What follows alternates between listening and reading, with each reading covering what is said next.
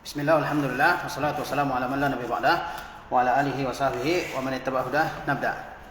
Hari ini kita akan membahas salah satu pembahasan penting dalam ilmu akidah, yaitu tentang al-bid'ah, Di sini akan dibahas tentang definisi bid'ah, kapan suatu perbuatan dikatakan bid'ah, apa langkah-langkah preventif pencegahan dari terjatuh ke dalam bid'ah, dan ya asas-asas dari bid'ah. Yang pertama adalah ta'riful bid'ah, yaitu definisi bid'ah. Sering kita dengar ya, perbuatan ini adalah bid'ah, ini merupakan bid'ah. Apa itu bid'ah? Ya. Definisi dari bid'ah dilihat dari dua sisi, yaitu dari sisi bahasa dan dari sisi istilah syar'iyyah. Menurut bahasa, al-bid'ah itu dari kata bada'a. Bid'ah dari kata bada'a. Badal ain, bada'a. Apa makna bada'a? Yaitu hal yang baru yang dibuat dan tidak ada seorang pun mendahului membuat hal yang serupa. Jika seseorang melakukan suatu hal yang baru yang belum ada orang yang membuat seperti yang dia lakukan, maka disebut dengan bada'a, disebut dengan bid'ah. Paham nih? Dia melakukan sesuatu yang baru. Ya, dia melakukan suatu hal yang baru, belum ada sebelumnya yang melakukan seperti yang dia lakukan. Maka perbuatannya disebut dengan bid'ah. Hasil dari perbuatannya itu disebut dengan bid'ah, ya. Perbuatannya melakukan perbuatan itu disebut dengan bada'a yabda'u bid'an, ya. Sebagaimana firman Allah Subhanahu wa taala. Allah berfirman di surah Al-Ahqaf ayat 9, katakanlah, yaitu Nabi kita Muhammad SAW, aku bukanlah rasul yang pertama di antara rasul-rasul. Ya, qul ma kuntu bid'an minar rusuli. Qul ma kuntu bid'an minar rusuli. Katakan kepada kafir Quraisy, ya, yang Allah suruh mengatakan adalah Nabi kita Muhammad SAW. Apa yang Allah perintahkan untuk dikatakan oleh Nabi kepada kaumnya, yaitu dia bukanlah rasul yang pertama. Ma kuntu bid'an minar rusul. Bid'ah, ya, itu artinya Nabi Muhammad bukanlah rasul yang pertama, ya kan? Sebelum beliau begitu banyak rasul-rasul yang diutus oleh Allah Subhanahu wa taala. Yang paling dekat Nabi Isa alaihi salam. Ya, jadi bid'ah itu maknanya sesuatu yang baru yang belum pernah ada sebelumnya. Ya. Apakah Nabi Muhammad adalah rasul yang pertama? Bukan, malah rasul yang terakhir kan. Sebelum beliau sudah ada rasul-rasul yang diutus oleh Allah Subhanahu wa taala. Ya. Jadi orang jangan keheranan kenapa Allah mengutus nabi, ya. Padahal beliau bukan nabi yang pertama. Sebelum beliau, ya, ada rasul-rasul yang diutus oleh Allah Subhanahu wa taala. Ya, sebagaimana Rasulullah SAW ditanya berapa jumlah rasul, maka Nabi mengatakan, ya, 113 atau 114, ya. Kemudian beliau ditanya juga berapa jumlah nabi, maka beliau mengatakan 124.000, ya, 124.000 orang. Jadi nabi kita bukan nabi yang pertama. Karena itu Allah mengatakan dan menyuruh Nabi mengatakan kepada kaumnya, qul ma kuntu bid'an minar rusul. Katakanlah aku bukanlah rasul yang pertama. Sebelumku sudah berlalu, sudah hidup rasul-rasul yang diutus kepada kaum-kaum, ya. Demikian makna bid'ah menurut bahasa, yaitu suatu hal yang baru yang belum pernah ada sebelumnya, ya. Sebagaimana Allah SWT mensifati dirinya badi'us samawati wal ard. Badi', ya, badi'us samawati wal ard. Badi' dari kata bada'a yabda'u bid'atan badi'. Badi'us samawati wal ard, makna badi' dalam ayat ini adalah bahwa Allah adalah pencipta langit dan bumi, dan belum ada, ya, sebelum langit dan bumi ini sudah ada belum langit dan bumi yang lain? Enggak ada kan? Langit dan bumi kan cuma ini aja. Jadi pencipta langit dan bumi hanya Allah Subhanahu wa taala. Enggak ada pencipta lain selain Allah Subhanahu wa taala. Maka disebut dengan badi'us samawati wal ard. Ya, Allah menciptakan bumi ini, ya, pertama kali menciptakannya. Begitu juga dengan langit. Enggak ada langit dan bumi sebelumnya. Itu sifat Allah Subhanahu wa taala yang menciptakan langit dan bumi. Belum ada, ya, langit dan bumi sebelumnya. Ya. Nah, jadi makna bid'ah secara bahasa adalah suatu hal yang baru yang belum ada sebelumnya. Paham? Kemudian kita lihat makna bid'ah menurut istilah syar'i. Apa makna bid'ah menurut syar'i? Ya. Bid'ah menurut syariat adalah keyakinan atau ibadah yang diada-adakan bertentangan dengan Al-Quran dan Sunnah dan ijma' salaf. Ya. Nah, ini perlu kita cermati ini. Bid'ah apa? Secara syariat makna bid'ah itu adalah keyakinan, dalam hal akidah atau ibadah, ya, keyakinan atau ibadah. Jadi bid'ah itu dalam dua hal ini, dalam keyakinan ataupun dalam hal ibadah. Diada-adakan. Maksud diada-adakan adalah yang tidak berdasar kepada Al-Quran dan Sunnah. Enggak ada dalilnya dalam Al-Quran dan Sunnah ya. Dan bertentangan dengan Al-Quran dan Sunnah dan ijma' salaf. Bertentangan dengan apa? Al-Quran, bertentangan dengan Sunnah Nabi SAW yang sahihah, dan juga bertentangan dengan ijma'. Ijma' artinya kesepakatan. Kesepakatan siapa? Kesepakatan salaf, yaitu para sahabat dan tabi'in. Ya, sahabat tabi'in. Jadi bid'ah itu ya perkara yang berkaitan dengan akidah, berkaitan dengan ibadah yang dibuat oleh orang-orang yang hidup belakangan setelah generasi terbaik Islam. Kemudian yang dibuat itu baik keyakinan maupun ibadah bertentangan dengan apa? Dengan Al-Quran, Sunnah dan ijma' salaf. Karena dasar agama kita adalah Al-Quran, Sunnah dan ijma' salaf, ya kan?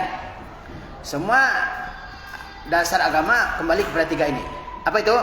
Al-Quranul Karim, kemudian Sunnah sahihah, dan juga ijma' salaf.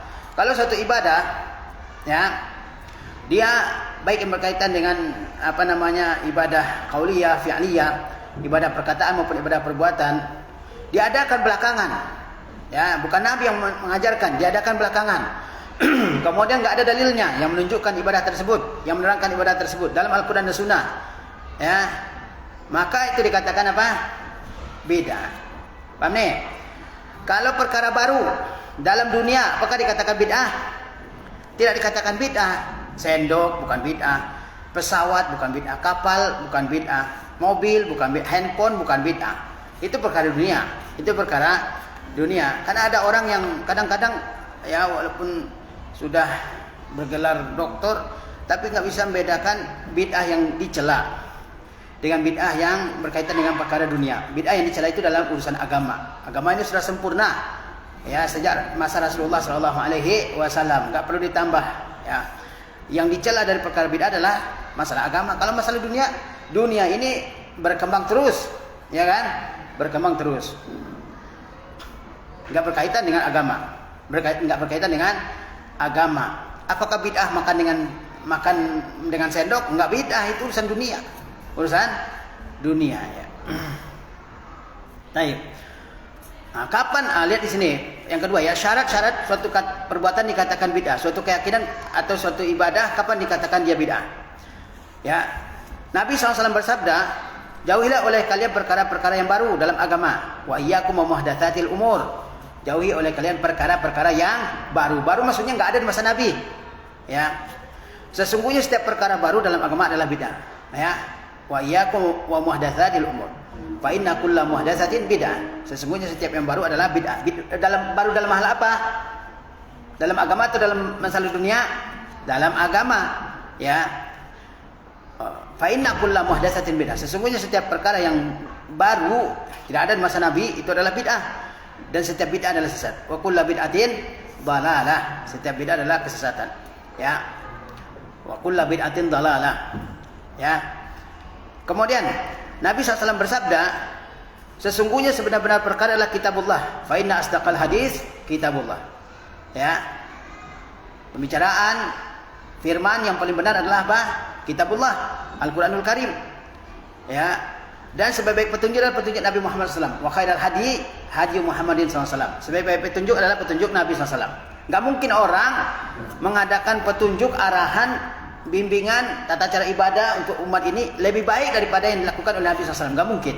Karena Nabi bersabda apa? Fa inna khairal hadi Muhammad. Sungguhnya sebaik-baik petunjuk adalah petunjuk Nabi Muhammad SAW. Mungkin enggak ada orang kemudian yang buat syariat yang lebih baik dari Nabi? Enggak mungkin. Nabi dapat wahyu dari Allah Subhanahu wa taala. Yang beliau firmankan adalah, yang beliau sabdakan adalah firman Allah. Wa ma yantiqu 'anil hawa in huwa illa wahyun yuha. Ya, tidaklah dia berbicara menurut hawa nafsunya selain wahyu yang diwahyukan kepadanya. Seburuk-buruk perkara adalah perkara yang baru yang diada-adakan. Fa inna kullu wa syarrul umuri muhdatsatuha. Perkara yang paling buruk adalah yang diada-adakan. Perkara paling buruk dalam hal apa? Dalam agama atau dunia? Dalam agama. Ya. Fa inna kullu muhdatsatin bid'ah. Setiap perkara yang baru yakni dalam agama itu adalah bid'ah. Wa kullu bid'atin dhalalah. Dan setiap perkara yang baru adalah, dan setiap bid'ah adalah sesat. Dan setiap kesesatan masuk neraka, ya. Terancam dengan neraka, itu maksudnya. terancam dengan neraka. Bukan semua orang yang melakukan bid'ah kemudian dia diceburkan ke dalam neraka, itu namanya terancam dengan neraka, yakni min babil wa'id, ancaman untuk masuk neraka ya. Tapi apakah dia pasti masuk neraka? Nah, ya, belum tentu ya. Mungkin dia jahil dan sebagainya ya. Kemudian Nabi SAW bersabda, man ahdatsa fi amrina hadza ma laysa minhu fa huwa raddun. Barang siapa yang mengada-ngadakan ya keyakinan atau ibadah yang baru dalam urusan ini. Dalam urusan ini maksudnya apa? Agama, ya kan? Maka dia tertolak. Man ahdatsa fi amrina hadza ma laysa minhu fa huwa raddun. Barang siapa yang mengada-ngadakan perkara yang baru dalam urusan ini, yaitu dalam urusan agama yang tidak berasal darinya, Jadi bid'ah itu tambahan terhadap apa yang sudah diajarkan oleh Nabi SAW. Maka apa? Fahuwa raddun ay mardudun. Maka yang dilakukannya itu dari tambahan-tambahan itu yang disebut dengan bid'ah itu adalah apa? Tertolak, tidak diterima oleh Allah Subhanahu wa taala. Jelas nih? Jadi bid'ah itu adalah perkara yang baru ya. Kemudian setiap perkara yang baru dalam agama adalah bid'ah, dan setiap bid'ah adalah kesesatan ya. Dalam riwayat lain dikatakan setiap kesesatan tempatnya di neraka, yakni diancam dengan neraka. Kita enggak mengatakan semua yang melakukan bid'ah adalah masuk neraka, dan apalagi mengatakan semua yang melakukan bid'ah kekal dalamnya selama-lamanya. Enggak ada kita mengatakan seperti itu, tapi terancam dengan neraka. Jelas nih? Kemudian perkara yang diada-adakan itu dalam urusan apa? Perkara yang dibuat itu dalam urusan apa? Dalam urusan agama, bukan dunia. Kalau orang berinovasi dalam urusan dunia itu enggak dicela, ya, tidak dicela. Tapi bid'ah itu dalam urusan agama. Kenapa enggak boleh ditambah-tambahi agama ini? Enggak boleh dibuat cara baru dalam agama ini? Karena agama ini sempurna atau belum di masa Rasulullah SAW? Sudah sempurna, ya kan? Jelas ayatnya dalam Al-Quran, al-yawma akmaltu lakum dinakum. Hari ini, yaitu hari Arafah, tanggal 9 Zulhijjah, di Haji Wada, kata Allah, telah aku sempurnakan bagi kalian agama kalian. Sesuatu yang sempurna perlu ditambahin enggak? Perlu dibuat alternatif lain enggak? Perlu dibuat cara lain enggak? Enggak kan? Ikuti aja apa yang sudah diajarkan oleh Rasulullah SAW. Taib. Hadis di atas memberikan batasan hadis-hadis di atas, yaitu hadis apa? Jauhi oleh kalian setiap perkara yang baru. Wa iyyakum wa muhdatsatil umur. Hadis yang kedua yaitu apa? Fa inna khairal hadi fa inna asdaqal hadisi kitabullah. Hadis yang kedua ya. Kemudian hadis yang ketiga, man ahdatsa fi amrina hadza. Kan ada 3 hadis di sini. 3 hadis ini menerangkan poin-poin yang berikut. Yang menerangkan syarat-syarat bid'ah. Yaitu apa? Yang pertama, ihdas, mengada-ngadakan perkara yang baru. Jadi syarat-syarat sesuatu dikatakan bid'ah kalau memang yang dilakukan itu adalah perkara yang baru, enggak ada dalilnya dari Al-Quran dan Sunnah. Jelas nih? Ya kan? Yang kedua, perkara yang baru itu ditambahkan dalam apa? Dalam agama. Kemudian perkara tersebut tidak bersandar kepada dalil syariat. Jadi syarat-syarat bid'ah itu, ya kan, berdasarkan 3 hadis ini ada 3 syarat suatu perbuatan dikatakan bid'ah. Yang pertama, yang diadakan itu perkara yang baru. Yang diadakan itulah perkara yang baru, enggak ada dalam Al-Quran, enggak ada dalam Sunnah, enggak pernah dikerjakan oleh Nabi, enggak pernah dikerjakan oleh sahabat, tidak berijma salaf dalam hal tersebut, maka itu dikatakan bid'ah. Ya, salat tarawih apakah dia bid'ah? Tidak bid'ah. Nabi kerjakan, Nabi mengerjakannya selama 3 atau 4 malam.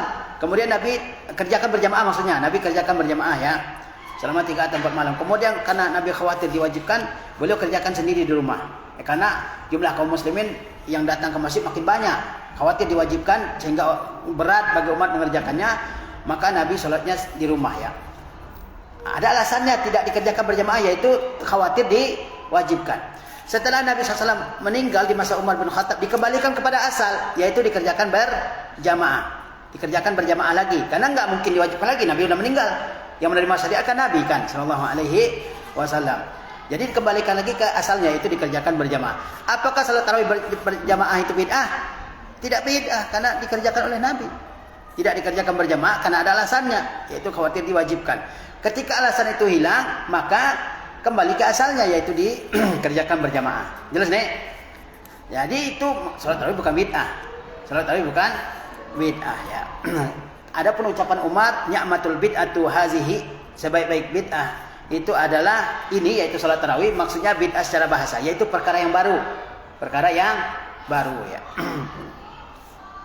Bukan bid'ah menurut agama. Karena pengertian bid'ah menurut agama lebih luas cakupannya, yaitu apa? Suatu ibadah atau keyakinan yang diada-ada bertentangan dengan Al-Quran. Apakah bertentangan dengan Al-Quran, Sunnah dan Ijma'? Apakah salat tarawih bertentangan dengan Al-Quran, Sunnah dan Ijma'? Tidak ada dalilnya dari Nabi. Berarti bukan bid'ah menurut istilah. Ya, jelas ya.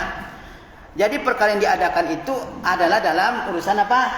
Urusan perkara yang dibuat itu adalah ihdas, ya. Bukan mengikuti dalil dari Al-Quran dan Sunnah.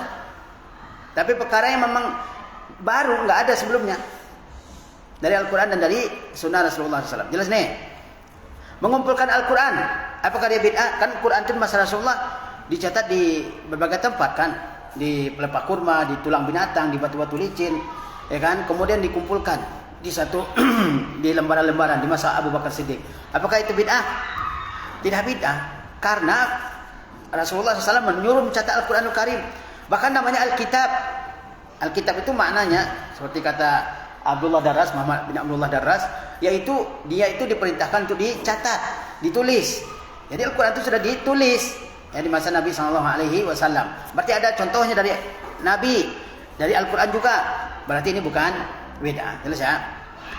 Jadi di syarat-syarat suatu keyakinan atau ibadah dikatakan bid'ah, yang pertama memang dia ihdas, yaitu diada-adakan. Kalau ada dalilnya dari Al-Quran, dari Sunnah, dari Ijma', bukan ihdas. Yang kedua, perkara yang dilakukan tersebut yang merupakan apa? Dalam urusan agama. Nah, itu makanya Rasulullah SAW mengatakan, man ahdasa fi amrina hadza. Siapa yang mengada-ngada dalam urusan kami ini? Urusan apa maksudnya? Secara apa yang dipahami orang ketika Rasulullah mengatakan, siapa yang mengada-ngada dalam urusan kami ini? Urusan apa itu? Pasti orang banyak memahami urusan agama kan. Nggak mungkin orang mengatakan ini urusan dunia. Nggak ada yang memahami seperti itu. Dalam urusan agama ya. Nah, jadi dalam urusan agama. Bid'ah itu dalam urusan agama. Jadi kalau demikian yang mengatakan ya kan, sepeda itu bid'ah, handphone bid'ah, laptop, mobil, pesawat itu bid'ah, jangan naik pesawat kalau mau ke Makkah. Itu orang yang nggak mengerti apa makna bid'ah sebenarnya. Bid'ah itu dalam urusan agama. Bid'ah itu dalam urusan agama. Alasannya apa? Kenapa nggak boleh bid'ah dalam agama? Karena agama sudah sempurna. Jangan buat cara lain. Ikuti yang ada dalam Al-Quran dan dalam Sunnah Nabi SAW. Ya. Kemudian perkara baru tersebut tidak bersandar kepada dalil syariat. Ya, tidak ada bid'ah itu yang dalilnya terang dalam Al-Quran, jelas sekali dalam Al-Quran dan hadis Nabi SAW. Pasti nyari-nyari yang nyelimet-nyelimet, yang mutasyabihat begitu. Jelas ya? Nah, jadi tiga unsur ini kalau ada, maka perbuatan itu atau keyakinan itu dikatakan bid'ah. Pertama apa tadi? Dia ihdas, baru, diada-adakan. Ya, setelah masa Nabi, masa sahabat, masa tabi'in. Ya. Kemudian yang kedua apa? Dalam perkara baru tersebut dalam agama, bukan dalam masalah dunia. Yang ketiga, nggak ada dalilnya. Nggak ada dalilnya. Seperti orang misalnya ada kan zikir-zikir yang baca zikir ini 100, baca zikir ini 1000, baca zikir ini 3000, baca zikir ini 10.000. Kalau kita tanya, dalilnya mana? Dalilnya mana? Nggak ada dalilnya. Mungkin hanya kebiasaan-kebiasaan dari guru-gurunya. Nggak ada dalilnya dari Al-Quran, dari hadis Nabi SAW. Maka dia melakukan ibadah, membatasi suatu ibadah yang mutlak, yang tidak dibatasi jumlahnya oleh syariat dengan suatu batasan tertentu. Maka ini adalah perkara yang bid'ah. Membaca surah-surah tertentu di malam-malam tertentu tanpa ada dalil yang menunjukkannya. Perkara apa itu? Perkara bid'ah. Kalau ada dalil menunjukkannya bukan bid'ah. Membaca surah Al-Kahfi di malam Jumat ada dalilnya. Ya kan? Maka ini bukan bid'ah. Tapi baca surah Yasin setiap malam Jumat, ya kan? Enggak ada dalilnya. Kenapa harus malam Jumat? Enggak ada dalil membatasinya. Paham nih? Oke. Berikut penjelasannya masing-masing. Ihdas yaitu mengada-ngadakan hal baru. Dalil mengenai hal ini adalah sabda Nabi SAW. Barang siapa yang mengadakan hal-hal baru dan setiap perkara baru dalam agama adalah bid'ah. Kata Rasulullah apa? Man ahdatsa fi amrina haza, ya. Wa kullu muhdatsatin bid'ah. Ya, jadi ada ihdats, mengadakan hal yang baru. Kalau menghidupkan sunnah yang mati, bukan mengadakan hal yang baru. Ada sunnah udah dilupakan orang. Paham ya? Kemudian orang berupaya menghidupkannya. Apakah itu dikatakan bid'ah? Enggak. Bukan dikatakan bid'ah. Karena itu Rasulullah mengatakan man sanna fil Islami sunnatan hasanatan falahu ajruha wa ajru man amila biha min ghairi an yanqusa min ujurihim syai'a. Siapa yang mensunahkan dalam Islam sunnah yang baik, maka dia dapat pahala. Ya. Dan juga pahala orang yang mengamalkan setelahnya tanpa mengurangi pahala mereka sedikit pun. Ya. Wa man sanna fil Islami sunnatan sayyi'atan falahu fa alaihi wizruha. Siapa yang mensunahkan dalam Islam sunnah yang buruk, maka dia dapat dosa, dan juga dosa orang yang melakukan setelahnya tanpa mengurangi dosa mereka sedikit pun. Ya. Jadi ya, syarat dikatakan bid'ah yang pertama apa? Dia ihdas. Ihdas yaitu mengadakan hal baru. Kalau ada dalil dalam agama, bukan mengadakan hal yang baru namanya. Jelas nih? Bukan mengadakan hal-hal yang baru. Kata Rasulullah apa? Yaitu man ahdatsa fi amrina haza. Kemudian dalam potongan hadis yang lain kata Nabi, wa kullu muhdatsatin bid'ah. Setiap yang muhdats, perkara yang baru yang tidak ada dalam Al-Qur'an dan Sunnah, tidak dikerjakan Nabi, maka itu adalah bid'ah. Yang dimaksud dengan ihdas adalah melakukan perkara baru yang diada-adakan. Diada-adakan maksudnya tahu, diinovasi oleh orang belakangan, dikreasikan, ya. Masuk dalam kategori ini perkara baru yang tercela maupun yang terpuji dalam agama atau selainnya. Ihdas itu kan kalimat umum. Bisa ihdas yaitu perkara baru yang terpuji maupun yang tercela. Perkara baru yang terjadi pada perkara duniawi, semisal adanya mobil, pesawat dan selainnya, dan juga perkara baru dalam agama. Maka perkara baru dibatasi dengan dua syarat. Yaitu apa? Perkara baru yang dimaksud adalah pada masalah agama, perkara baru tersebut tidak bersandar kepada dalil syar'i. Jadi kan ada ucapan Rasulullah, perkara baru, ya kan? Man ahdatsa fi amrina hadza. Siapa yang mengadakan perkara yang baru? Dalam hadis lain kata Rasulullah, wa kullu muhdatsatin bid'ah. Setiap perkara yang baru itu sesat. Ya. Perkara baru itu kan kalimat yang umum. Kalimat yang umum terbagi dua kan? Perkara baru dalam urusan dunia dan perkara baru dalam urusan agama. Nah, kalau dalam urusan dunia, ya kan? Kita berinovasi, orang berinovasi menciptakan alat-alat yang baru untuk mempermudah kehidupan, apakah dikatakan bid'ah? Secara bahasa boleh lah dikatakan bid'ah kan, karena dia baru kan. Tapi secara syariat apakah itu bid'ah? Tidak. Misalnya apa tadi? Mobil, pesawat dan selainnya. Nah, itu tidak termasuk bid'ah yang dimaksud, tidak termasuk dengan cakupan dalam kata ihdas, mengada-ngada perkara yang baru. Paham nih? Perkara baru yang kedua adalah dalam urusan agama. Dalam apa? Urusan agama. Paham ya? Nah, yang dimaksud dalam hadis-hadis Nabi ini perkara baru dalam urusan apa? Dalam urusan agama, ya. Baik. Jika perkara baru yang diada-adakan dalam urusan agama, ya, maka dibatasi dengan dua hal. Yaitu apa? Perkara baru yang dimaksud pada agama. Karena tadi perkara baru itu ada dua, yang terpuji dan yang tidak terpuji, tercela. Yang terpuji dalam urusan dunia boleh. Jangan umat Islam ini statis, maunya hidup di zaman onta, ya kan? Katanya dulu zaman onta, sekarang zaman Toyota, ya kan? Jadi kalau dalam urusan dunia boleh, oke? Enggak tercela, terpuji malahan karena mempermudah kehidupan, mempermudah orang bepergian. Yang kedua perkara baru yang tercela yaitu apa? Dalam urusan dunia, dalam urusan agama ya. Taib. Jika perkara baru tersebut terjadi pada agama, maka dia dibatasi dengan dua syarat. Yang pertama, perkara baru yang dimaksud disandarkan pada agama. Perkara baru yang dimaksud disandarkan pada agama. Dalil mengenai syarat ini adalah sabda Nabi SAW, ya, fi amrina hadza. Apakah setiap perkara baru tercela? Enggak. Apakah setiap perkara baru dipuji? Enggak juga. Ya, ada perkara baru yang dipuji seperti dalam urusan dunia. Dulu orang enggak seperti kita belajarnya di sekolah-sekolah begini kan. Sekarang dari sekolah sistem klasikal. Itu dunia. Ya. Kemudian juga Jika perkara baru itu tercela, yaitu perkara baru yang berkaitan dengan apa? Agama. Paham nih? Jika perkara baru berkaitan dengan agama, maka dia dibatasi dengan 2 syarat yang berikutnya. Yaitu apa? Perkara baru yang dimaksud disandarkan pada agama. Disandarkan pada agama. Dalil mengenai hal ini adalah sabda Nabi SAW, fi amrina hadza. Ya. Yaitu dalam agama Islam dan syariat Islam. Jadi perkara baru yang dicela itu adalah perkara baru yang diadakan dalam agama Islam. Paham nih? Bukan dalam dunia. Bukan dalam urusan dunia ya. Jadi syarat bid'ah ialah hendaknya perkara tersebut disandarkan ke dalam urusan agama pada salah satu sisinya, sisi akidah, sisi ibadah, ya. Jadi perkara bid'ah itu, perkara baru itu dikatakan dia bid'ah kalau dia disandarkan pada agama seperti keyakinan ataupun ibadahnya.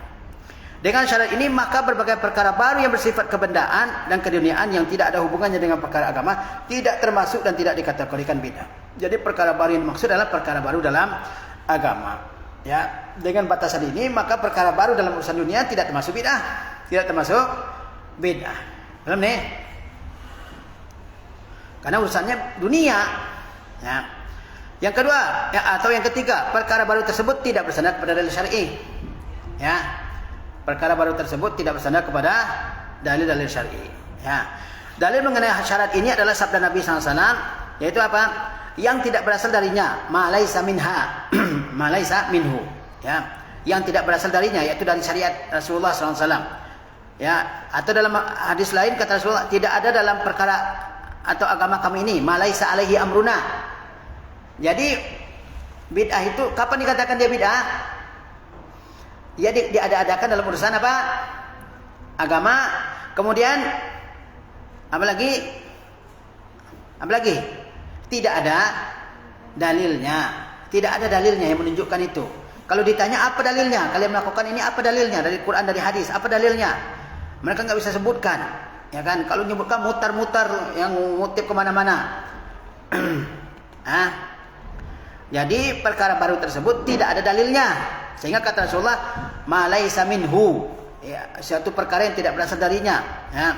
Laisa alaihi amruna, perkara yang tidak sesuai dengan apa yang kami ajarkan, kata Rasulullah SAW. Nah, itu syaratnya. Ya. Dengan syarat ini, maka perkara yang bersandar kepada dalil, seperti perbuatan para sahabat yang mengumpulkan Al-Quran, salat tarawih berjamaah dan menghidupkan sunnah yang ditinggalkan, tidak termasuk bid'ah. Jadi kalau orang mengatakan misalnya, apakah mengumpulkan Quran bid'ah? Tidak, karena ada dalilnya. Paham? Kemudian salat tarawih berjamaah apakah dia bid'ah? Tidak, karena Rasulullah mengerjakan. Rasulullah tidak mengerjakan seperti tadi kita sampaikan. Rasulullah tidak mengerjakan kenapa?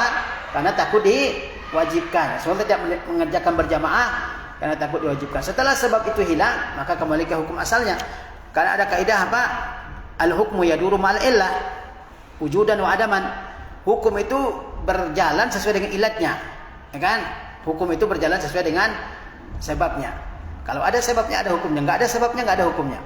Apa sebab salat tarawih berjamaah tidak dikerjakan di masa Rasulullah? Sebabnya apa? Takut diwajibkan. Kalau sebabnya hilang, maka kembali kepada keadaan asalnya, yaitu mengerjakan berjamaah. Mengumpulkan Quran bukan bid'ah, karena ada dalilnya. Salat tarawih berjamaah bukan bid'ah, karena ada dalilnya. Menghidupkan sunnah-sunnah yang ditinggalkan orang bukan bid'ah, karena ada dalilnya sunnah. Ya, paham nih?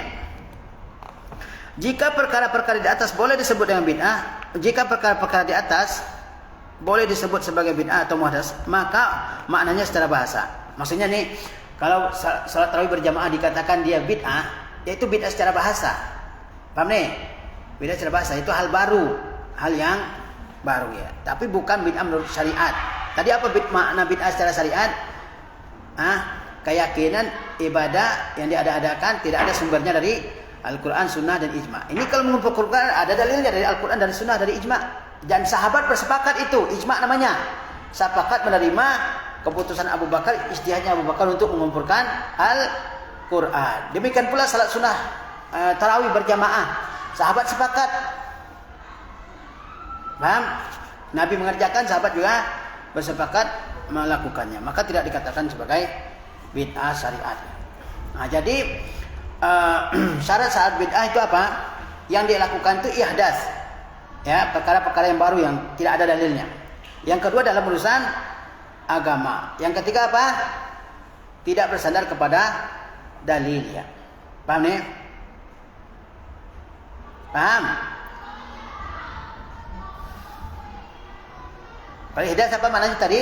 Perkara yang baru. Perkara yang baru itu ada dua macam, yang dipuji maupun yang dicela. Perkara baru yang dipuji maupun dicela. Yang dipuji dalam urusan apa? Dunia. Perkara baru dalam urusan agama, nah itu yang dicela, ya. Ya.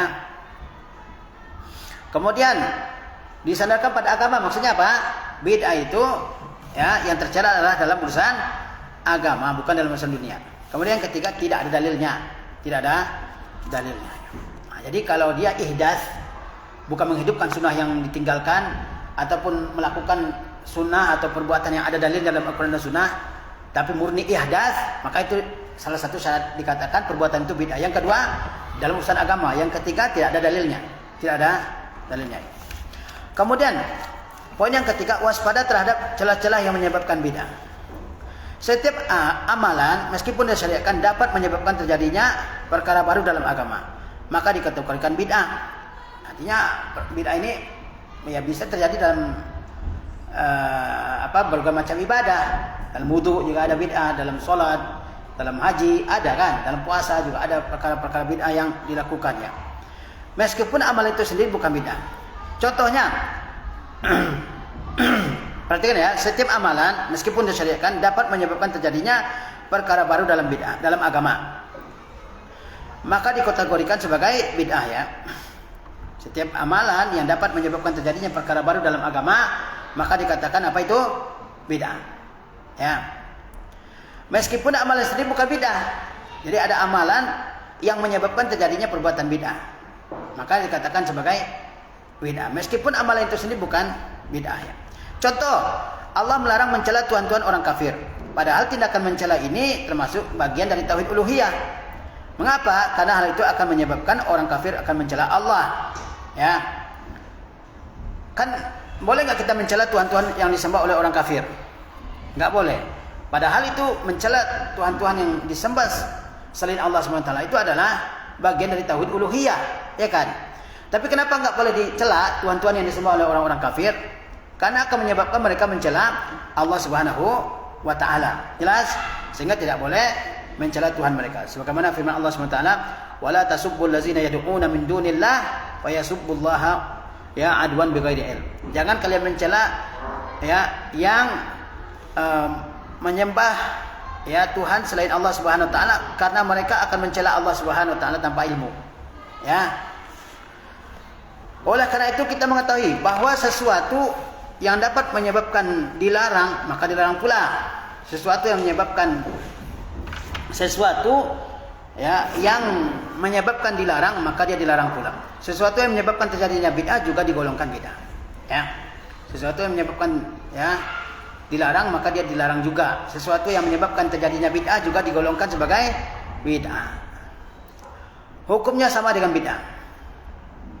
Contoh, ada sebagian orang yang mengamalkan wirid tertentu berupa zikir, tasbih, tahmid, dan dia membatasi dengan jumlah tertentu, tidak menambah atau menguranginya. Kemudian ada orang awam yang menyaksikannya dan melakukan seperti dirinya.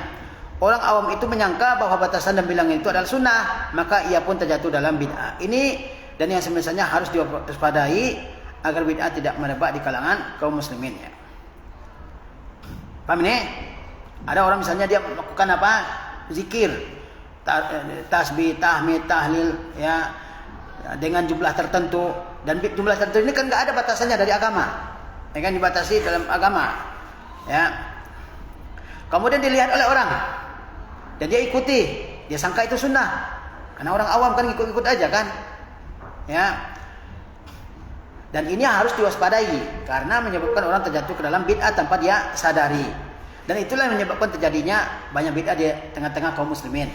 Mereka ikut-ikutan, tidak mengetahui apa alasan yang sebenarnya dilakukan. Nah, makanya perlu apa? Perlu dalil yang menyebabkan apa suatu alasan, suatu ibadah dikerjakan. Jelas nih? Nah.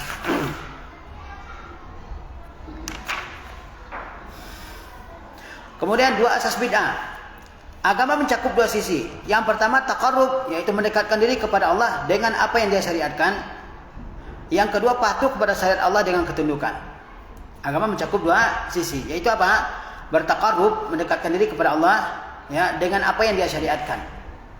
Enggak boleh bertaqarrub kepada Allah dengan ibadah yang tidak Allah syariatkan. Tidak disyariatkan oleh Rasulullah SAW. Boleh enggak orang membuat ibadah tertentu dan dia bertaqarrub kepada Allah SWT? Ibadah yang tidak ada dalam Quran, tidak ada dalam Sunnah, boleh? Enggak boleh. Yang kedua, patuh kepada syariat dengan ketundukan. Ini orang melakukan suatu perbuatan yang baru, bid'ah. Ini dia meninggalkan yang ada dalam Quran dan Sunnah, dia buat cara yang baru. Berarti dia tidak tunduk dan patuh kepada ketentuan yang ada dalam Quran dan Sunnah. Jadi agama itu mencakup dua sisi itu. Bertaqarrub kepada Allah dengan ibadah yang Allah tetapkan, yang Allah syariatkan. Yang kedua, sisi yang kedua dalam agama, yaitu tunduk dan patuh kepada syariat Allah Subhanahu wa taala. Dengan menyelisih dua ini atau salah satunya, maka akan muncul bid'ah. Kalau orang menyelisih salah satunya, yaitu apa? Orang bertaqarrub kepada Allah, ya, tapi tidak dengan yang disyariatkan, maka dia akan muncul terjatuh ke dalam bid'ah. Atau dia ya tidak patuh kepada syariat yang ada. Dia buat cara yang baru, maka dia juga jatuh kepada bid'ah. Paham ni? Berdasarkan hal ini maka dapat dikatakan bahwasanya ada dua asas yang menjadi fondasi dari bid'ah. Yaitu apa? Mendekatkan diri kepada Allah dengan cara yang tidak Dia syariatkan. Ya, fondasi bid'ah yang pertama, dia taqarrub kepada Allah tapi tidak dengan cara yang tidak dengan cara yang Allah syariatkan. Ya. Setiap orang beribadah kepada Allah dengan sesuatu yang tidak disyariatkan oleh Allah dan Rasulnya, maka ia telah terjatuh ke dalam perbuatan bid'ah. Sebab taqarrub kepada Allah tidak tercapai kecuali dengan ketaatan yang disyariatkan. Ya. Setiap orang yang beribadah kepada Allah dengan suatu syariat, dengan suatu tata cara, dengan suatu ibadah, tapi ya tidak sesuai dengan yang Allah jelaskan dalam Al-Quran dan Sunnah, maka yang dia lakukan itu adalah perbuatan bid'ah, ya. Paham ya? Karena kapan dikatakan itu taqarrub kepada Allah yang benar? Kalau sesuai dengan apa yang disyariatkan oleh Allah Subhanahu wa taala. Ya. Dan Allah tidak disembah kecuali dengan ibadah-ibadah yang diizinkan. Ya. Oh, saya yang penting ibadah kepada Allah bagaimanapun caranya, ya. Nah, ini tidak bisa karena taqarrub kepada Allah itu sudah dijelaskan caranya oleh Allah Subhanahu wa taala dengan salat, dengan tilawah Quran, dengan puasa, ya, dengan apalagi zikir, ya, dan sebagainya. Ya. Kalau ada orang bertaqarrub, beribadah kepada Allah SWT tidak dengan cara yang disyariatkan oleh Allah SWT, maka perkara yang dia lakukan itu disebut dengan apa? Disebut dengan bid'ah. Allah Subhanahu wa taala berfirman, apakah mereka mempunyai sembahan selain Allah yang menetapkan aturan agama bagi mereka yang tidak diizinkan atau diridai oleh Allah Subhanahu wa taala? Ya. Am lahum syuraka'u syara'u lahum minad-din ma lam ya'zam bihillah. Mendekatkan diri kepada Allah dengan sesuatu yang tidak disyariatkan mencakup dua jenis ibadah. Mendekatkan diri atau taqarrub kepada Allah dengan yang tidak disyariatkan mencakup dua jenis ibadah. Yaitu apa? Mendekatkan diri kepada Allah dengan adat dan kebiasaan atau maksiat. Ya. Contoh, seorang meyakini bahwa makan makanan tertentu atau memakai pakaian tertentu adalah ibadah yang diberi pahala karenanya. Ya, kalau dia makan makanan tertentu, misalnya dia makan sayur aja, yang lain dia tidak mau makan, vegetarian misalnya. Dia yakini bahwa dengan makan sayur aja dia ibadah kepada Allah Subhanahu wa taala. Ini perkara yang bid'ah. Paham nih? Atau pakaian tertentu, warna apa misalnya? Warna hitam. Misalnya, dia enggak mau pakai pakaian yang lain, warna hitam. Karena menurut dia, persangkaan dia, pakaian kan kebiasaan kan. Pakaian yang hitam ini menurut dia adalah ibadah kepada Allah Subhanahu wa taala. Maka ini bertaqarrub kepada Allah dengan hal yang tidak disyariatkan oleh Allah SWT. Atau melakukan sesuatu yang diharamkan Allah dan meyakini bahwa itu dapat mendekatkan dirinya kepada Allah. Ada orang-orang sufiyun, dia misalnya makai ganja, mabuk, dan dia sangka itu dapat mendekatkan dirinya kepada Allah Subhanahu wa taala. Ini juga perkara yang termasuk dalam taqarrub kepada Allah yang tidak disyariatkannya, dan ini menjadi penyebab munculnya bid'ah. Tapi nanti kita lanjutkan ya.